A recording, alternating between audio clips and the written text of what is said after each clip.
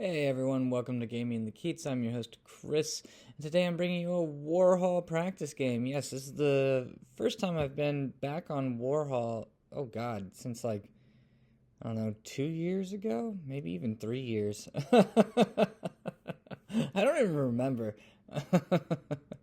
But this is playing against Circle Hippie. He's on our Titans of Ninth Discord group, but he's all the way in California, and the guy just woke up at 5 a.m. to play a game, and that is freaking amazing. That is awesome. So huge shout out to him. I know he told me that's the time that actually works best for him, and yeah, that is awesome. So without further ado, let's get into some Demon Legions and some Undying Dynasties. Alright, going over my Demon Legions list, I tried to make a list that, I can physically field on the battlefield. So basically, on all the models I had, with just the exceptions, really being the imps. Actually, no, I can do the imps too. I have the models for that. Now that I think about it, I could make I could do imps. So everything you see here is physically what I can field. And I also decided, I heard about all the crazy hotness about, the Miser being really good and then probably going to get nerfed, and Blazing Glories being awesome, which they do seem really awesome, not going to lie, for their point cost. So, yeah. But this time I wanted to try some other things. I never got to try the 3 threshing engines before. And I wanted to give Claude Fiends a go again, given their new stat changes. So yeah, going over the list, we've got just a bare bones Sentinel of Nakuja, Battle Line Hero. That's it.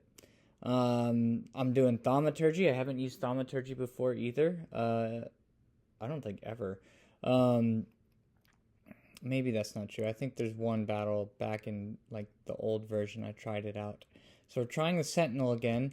Has a bunker of 20 Lemures with the golden helm, so they get minimized discipline.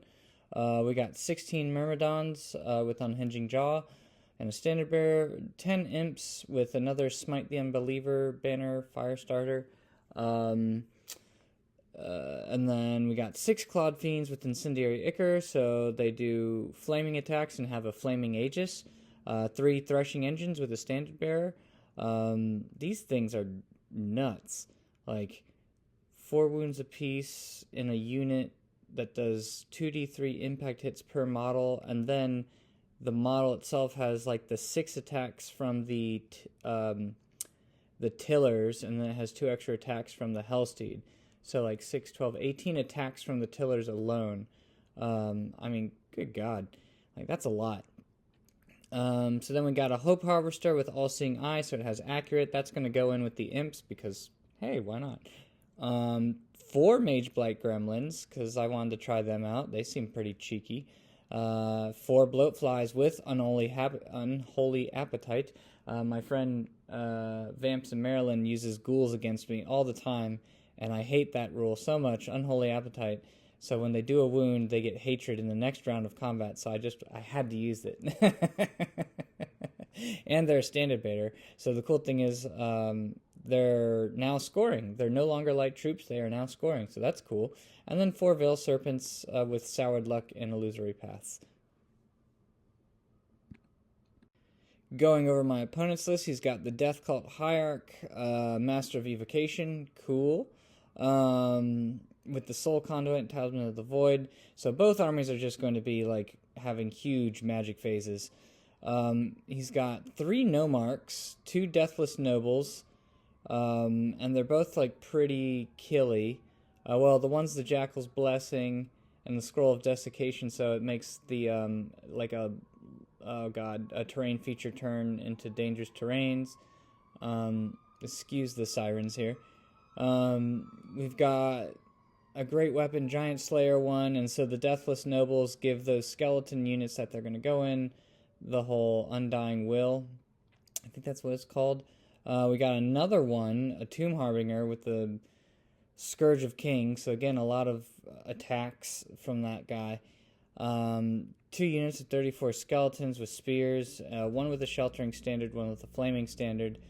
2 units, or just 1 unit of skeleton warriors, banner of entombed. 28 archers, where his hierarch will go. 2 units of 3 chariots with halberds. 6 Shopti archers. 2 units of 3 sandstalkers with ambush, and 3 great vultures.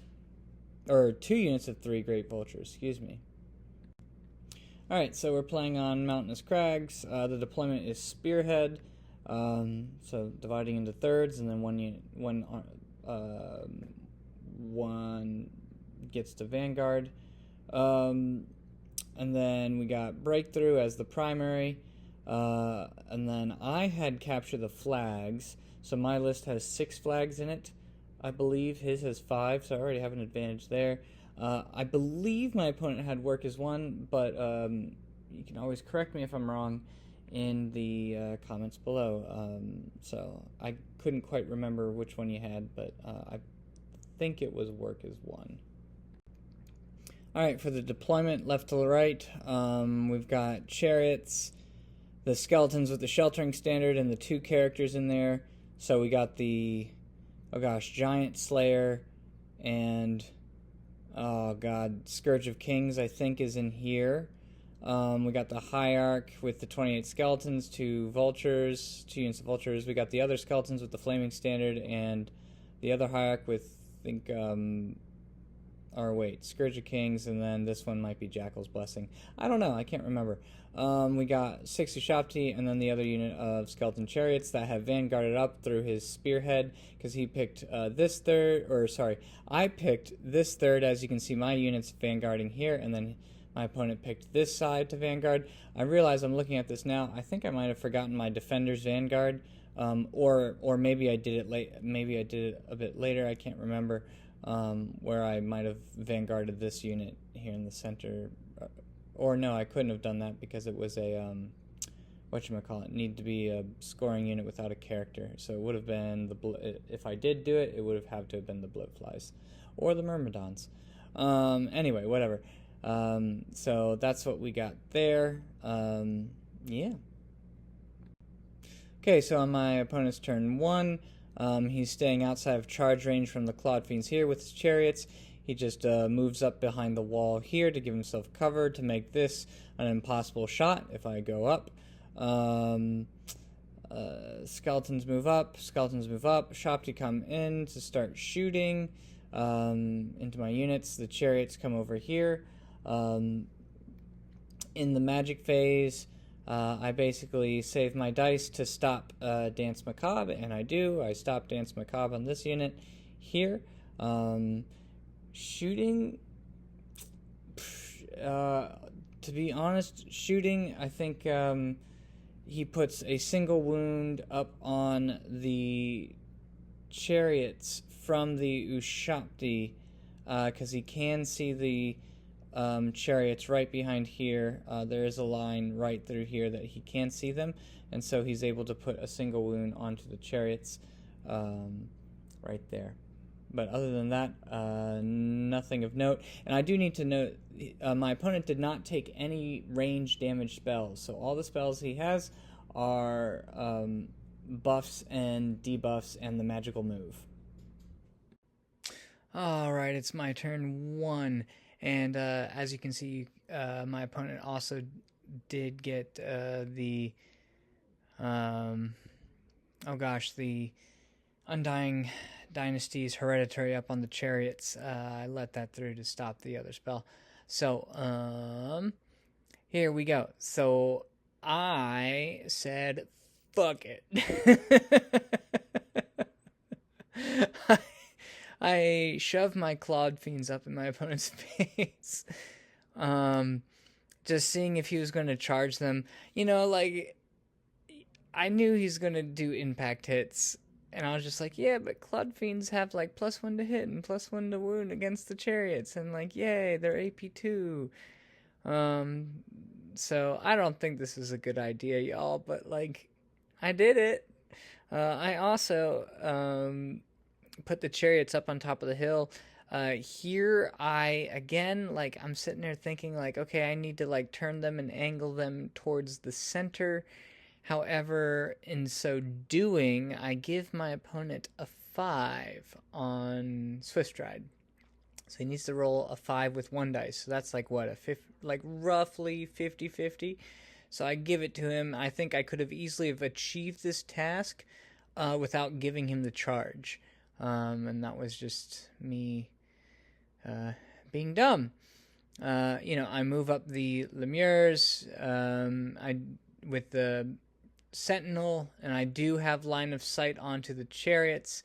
I do move up the imps with their whatever it's called, the fucking hope harvester. Yes, but unfortunately it doesn't really matter because all the shots that are in range are impossible. Myrmidons have to respect the chariots. He can see the Myrmidons, and I do need to stay outside of 18 here. The Veil Serpents are actually within 18 inches, actually just... I love Warhall and just being able to measure the exact point to exact point. So I do have 18 inches on the Veil Serpents. However, my goal there is to try and see if I can get a random movement onto them. And then the Bloatflies, again, I just push them up. Not really caring about the charge, even though I probably should. However, I did this in a way where, like, if he was to charge me, he still has to go through the dangerous terrain. Cool. And if he connects here, it forces his magic in 2 places. So that he would have to either be with evocation, he'd have to try and get magic here to support, or he'd have to try and get magic here to support. And I don't think he can do both with just his... actually, it's here. There's his caster. So, you could make an argument, I think, that I could actually have pushed up the Bloatflies more aggressively if I was going to bait out a charge like this. But I think this way I did it so that, like, he just can't support this unit and he can only focus his magic on the other unit. But I'm just like, I'm just like, sure, impact hits. And then I have all the toxic hits and maybe I kill a chariot. I don't know. So I'm just really just testing the strength of Bloatflies at this rate. I heard they're good. So we'll find out there. Yeah, magic. Okay, let's go to magic. I do get off a comet around this area here. So I put down a comet. My opponent lets that go. My opponent does stop the random movement onto the chariots. However, I also get a rain of fire up on his chariots here, which is a great spell. Oh my god, I love this spell. So I get a rain of fire up. I think I kill like 2 chariots almost with it. Or no, I get 1, and then I do the missile, the smite the unbeliever as well onto this unit here. So I do end up killing 2 chariots. Or maybe 1. Oh, excuse me. I do apologize. It's probably like 1. And then you'll see what happens next. Okay, charge time. Opponent's turn 2. Yeah, so he's just like, all right, well, you gave me the charges, so I'm just going to charge you. So let's go. So chariots charge the Bloatflies. Okay, yep, makes sense. And his chariots do make the 5 into my chariots. And guess what? I positioned my Lemure unit in a way where I can barely not see this chariot unit, so that's my fault. Crap. And then he chaffs the Clawed Fiends, as he should, because, they're pretty nasty and given the right units. And then everything else kind of fans out, so his archers come to shoot at the Clawed Fiends here. His skeleton unit faces the Clawed Fiends. He brings his chaff over to probably chaff them again if need be.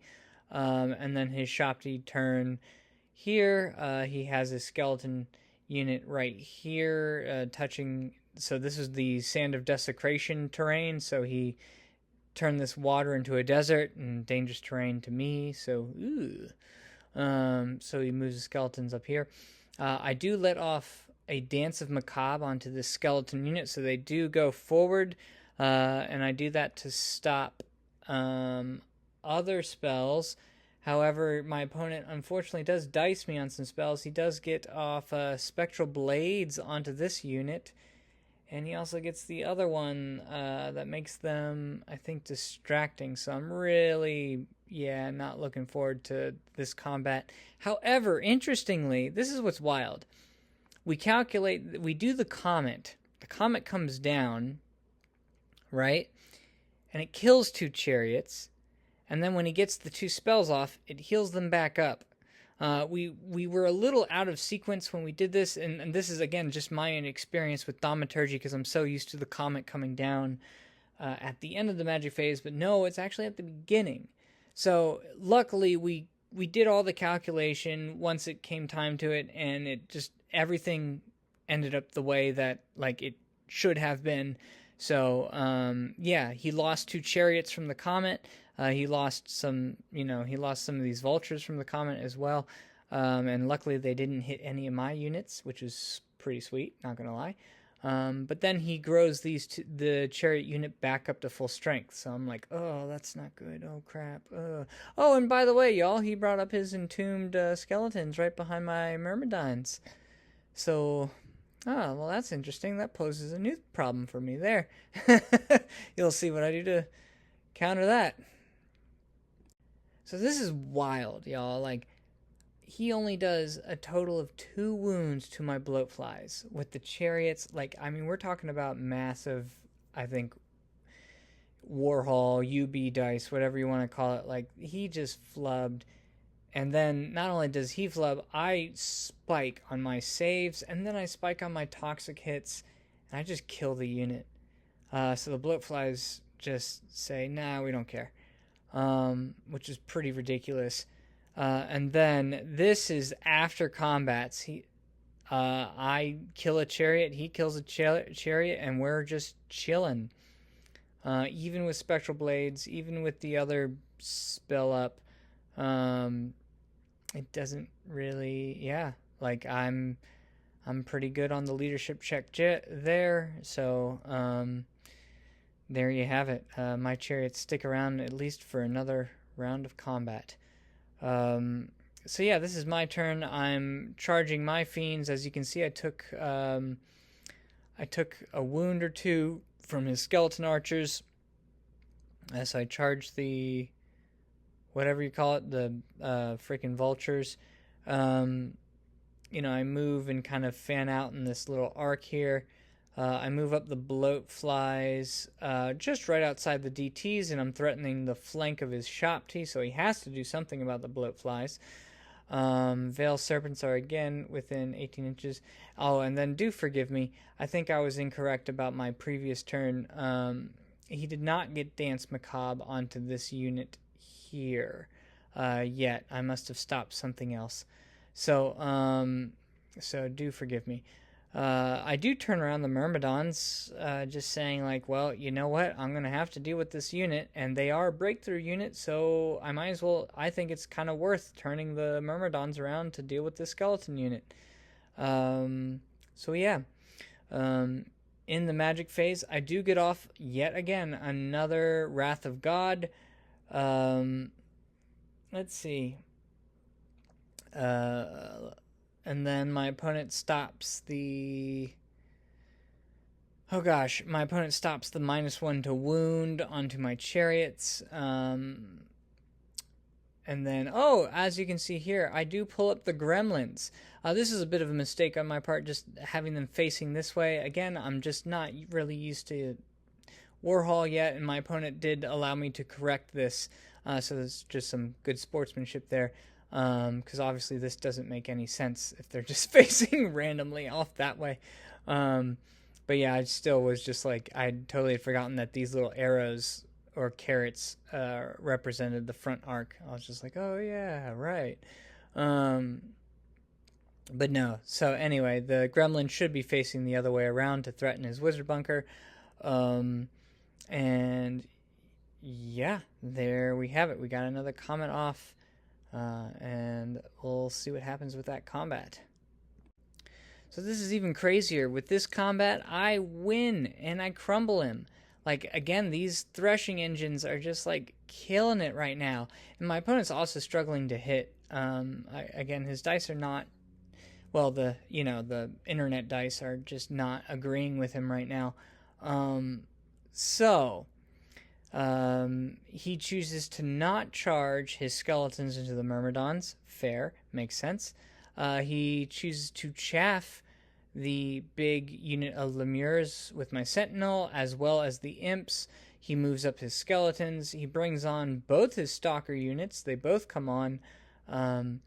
So both the stalkers are looking behind. They're going to put some shots into the bloatflies. The Abshopti are, of course, going to put more shots into the bloatflies. Yep, and he turns his skeleton bunker. He did... I guess he kept it this way.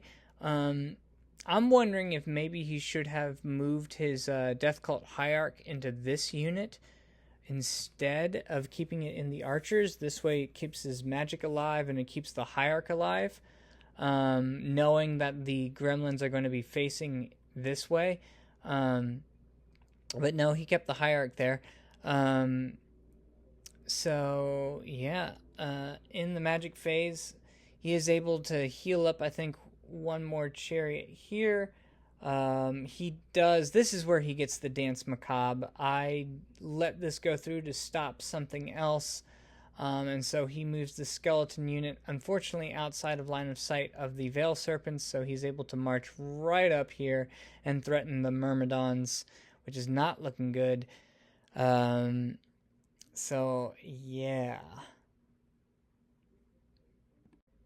Crazily enough, the shooting still can't pick off one model of the bloatflies. Again, my opponent's dice are just failing him at this rate. With all the shots from the serpent, or these guys, and the Abshopti, like the bloatflies just started, they're just like, we're chilling, we're good, we're fat and sassy. And as you can see here, my chariots actually crumble his chariots, which was even wilder. Like, he had all those buffs up at one point. He should have went through them. He had the impact hits, and I just rolled better dice. I don't know what else to say. That's it is what it is. Okay, my chariots are free, so I charge his vultures, and I charge the Clod Fiends into his vultures as well. The idea here is to reform the Clod Fiends and to just overrun. I do need an 11 to get into his skeleton bunker. I'm happy to just do that at this rate, because I'm probably going to lose the chariots anyway. But I do need to block up this skeleton unit from charging the fiends, because I want the fiends to be able to break through at this rate. Because as you can see here, I charge the lemures. I face the imps to face his flank here of the skeletons. The Veil Serpents come around to also threaten his skeleton unit. And my Myrmidons charge into his 20-man unit, because I do need to get rid of them. Also, you can see here the shooting from one of his units took out my back row of just the model of my Myrmidons, but what it actually helped me, because I am outside of the forest. So I get all my rank bonuses for that. So that was a bit of a mistake there.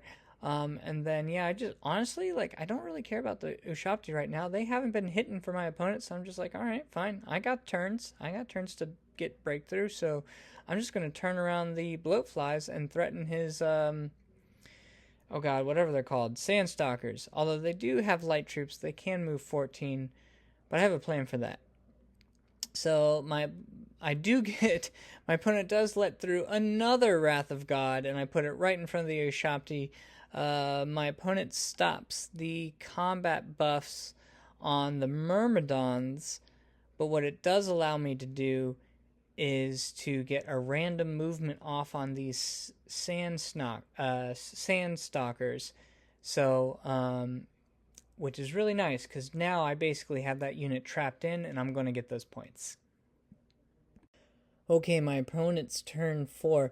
For even bad news for my opponent here, the gremlins, I did indeed charge the rear of his skeleton archers, and he fails his reform test after all said and done, and so he does crumble down, and he's still facing that way. So now we have a full gremlin unit in his rear.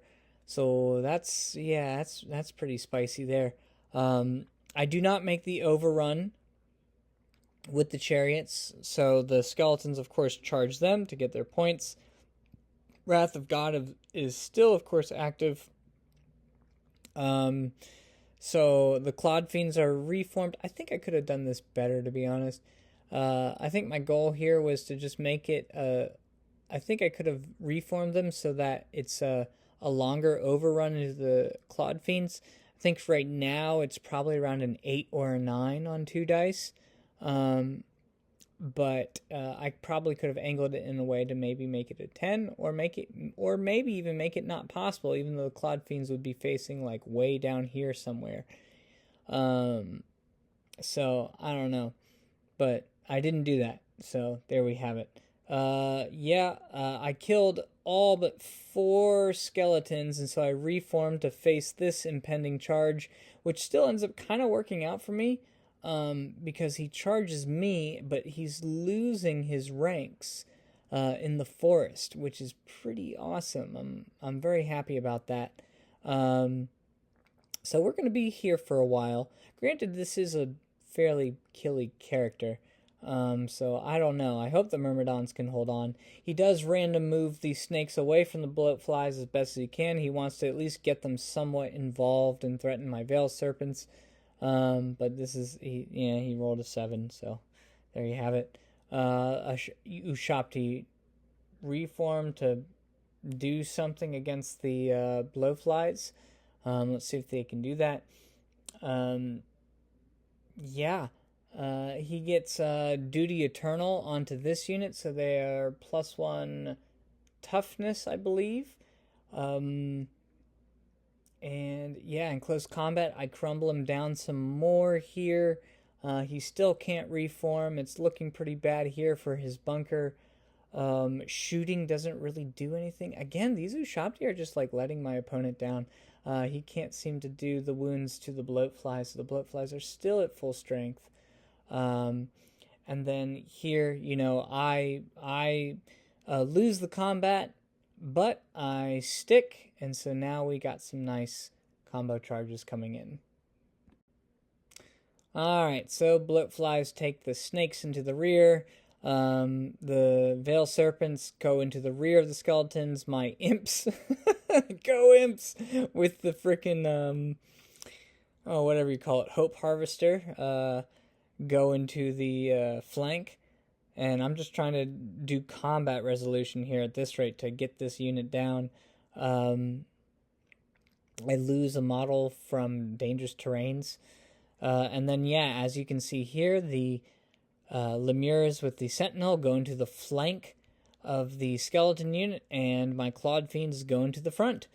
So I'm very happy about this position right now. As you can see, the skeleton unit has crumbled down pretty heavily. My gremlins are just like working away at this archer unit, and soon hopefully that hierarch. So I'm feeling pretty confident. Comet has still yet to come down, so I'm happy about that. Basically in the combat, there's no real shooting. So basically, I'm crumbling him down here. The bloatflies clean up the snakes as expected. And then, hold on one second. And then, the gremlins crumble down the archer unit completely, which is awesome. Go gremlins, MVPs here, and I keep them facing this way. And then here, he loses combat. I do lose quite a lot of Clod Fiends, but importantly, this is very important, I have 1 left alive, with 1 wound remaining. My opponent did not do the last wound, and this is huge because now he can't reform. Also, you'll notice the Comet is gone, and so the Comet, of course, hurt all of us. Doesn't matter, demons, we love it, we love the pain. And I killed quite a bunch of skeletons at the same time.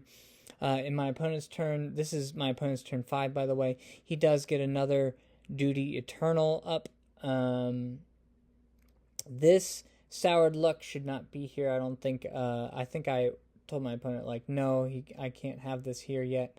I'm not sure if my Veil Serpents were in range or not, but I did not include that this Soured Luck into this combat. It was the other one. So all good there. And yeah, my turn 5. As you can see, the entire skeleton unit has now crumbled. I make the charge with the gremlins into the flank of just these 2 characters left. Yeah, it's looking pretty bad for my opponent at this point. All of his skeletons have crumbled. He did end up getting the Myrmidons, but at this point I still have, like, he has a front facing me, but I still have a lot of static combat res here. And since my Clawed Fiends are not gone, the Bloatflies are like, screw it, we're going to go for the breakthrough at this rate. Shopti move over to do something to try and get away from the Wrath of God, because this one still hasn't come down. I don't, at this rate, like, you know, I'm in combat, so I realized at this point that my ability to do magic buffs into combat actually, like, I only have 2 spells for that this game, so it's given me some insight on, like, how to divvy up my spells for combat for future games in Thaumaturgy. So unfortunately, I don't think I get Soured Luck off here. The Veiled Serpents are just too far from this unit. So anyway. That is what it is. And yeah, this is our combined turns. Due to the combat resolution, you know, his characters crumble, is pretty straightforward there. He did try to put all of his attacks onto the Sentinel, but unfortunately he was only able to get 1 wound through. So Gremlins and Sentinel turn to face. His Ashopti do end up getting half points for the Veil Serpents. He does do that, so good for them. The Comet never actually comes down. And then the Bloatflies, this is on my turn. I just march into his deployment zone. I do lose 1 more model to Dangerous Terrains, but my opponent was kind of joking with me, telling me that, like, well, you did more damage to your own unit than I did. Which is true. The Dangerous Terrains killed more Bloatflies than shooting and combats combined, which is just insane. Like, that's just dice at this rate. Like, that's not skill involved. I just, the computer decided to give me good dice with the Bloatflies. So there you have it. That's the end of the game, and we'll calculate it up.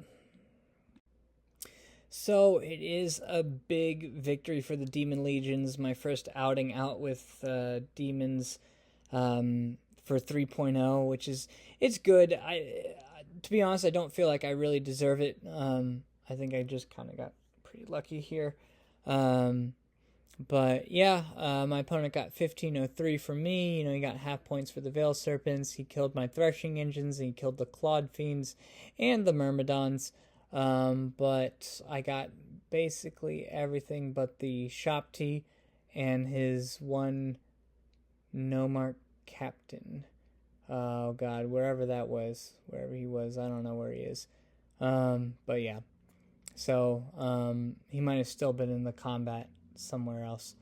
I think this was the guy that was the Jackal's Blessing guy. He was the guy that was down in combat. I don't know, whatever. Maybe he got away, maybe he didn't. But yeah, I got the 19-1. I got the primary, so that was breakthrough with the Bloatflies, and I got my secondary, capture the flags. I had more flags than my opponent. So there you have it. That was a 19-1. Thank you so much, Circle Hippie, for the game. That was a lot of fun. I hope you had fun. I know dice kind of dictated that, and things kind of swung my way there, but it was still just an absolute pleasure to play the game, and yeah, I appreciate you making the time. So let's I'm looking forward to the next game, and let's keep on trucking. Okay, so just some post-game thoughts. I didn't get to do pre-game thoughts because I didn't have the list beforehand and didn't get to take notes, but that's okay. The macro side of things. So I felt like my list had the advantage on the primary and the secondary here. Perhaps more experienced players could tell me if I'm wrong here, but I felt like, yeah, with Capture the Flags being my secondary and the primary being Breakthrough, I just had a lot of like very solid units to be able to push through. My opponent's units were really just based around the 2 big skeleton bricks and his Shopti as like a support. The chariots are nice support pieces, don't get me wrong, but as you kind of saw, they just bounced and died. Now, I do think normally they do a lot more damage when they charge, obviously. Like, come on. But still, I think my my list was still able to like handle those charges pretty well. I do think because my opponent took no ranged magic missile spells, I kind of got it off a little easy there. And I think my list just had a lot more ranged damage and a stronger magic phase overall. And so that, as well as my list had quite a lot of speed, surprisingly, with the Clawed Fiends, the Chariots, and the Bloat Flies coming up my flanks. I could kind of just keep my other units more central and just kind of like chill while my flanks, while the flanks kind of get like taken over and captured. So basically, I felt like my list had a bit more speed and a bit more chonk, if you will. I had a bit more chonk. Granted, my opponent's healing was it should be respected here in this list, with all the buffs that he can do, and therefore he heals a unit whenever he casts a buff, which is the whole Undying Dynasties rule versus like Vampire Covenant. But unfortunately, today my list out-chonked his. In the micro side of things, I definitely misplayed the engines. I just gave him a charge. That was stupid of me. But it just happened to work out in my favor. I didn't, and then that being said, I didn't even support the unit with a counter charge, right? Knowing that I was probably not going to crumble completely.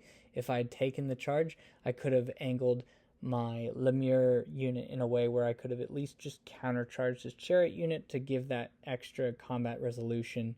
And I just didn't do that until the late game. And then other things like Bloat Flies and the Threshing Engines just tanked those charges. They were able to collapse the flanks. My opponent was not able to use, or my opponent just didn't roll well, really, with the range damage that his list could have put out. And I just, I just got lucky there. So, anyways, again, thank you so much for the game, and those are my thoughts. So, if you've made it this far, thank you so much for watching. Don't forget to like and subscribe.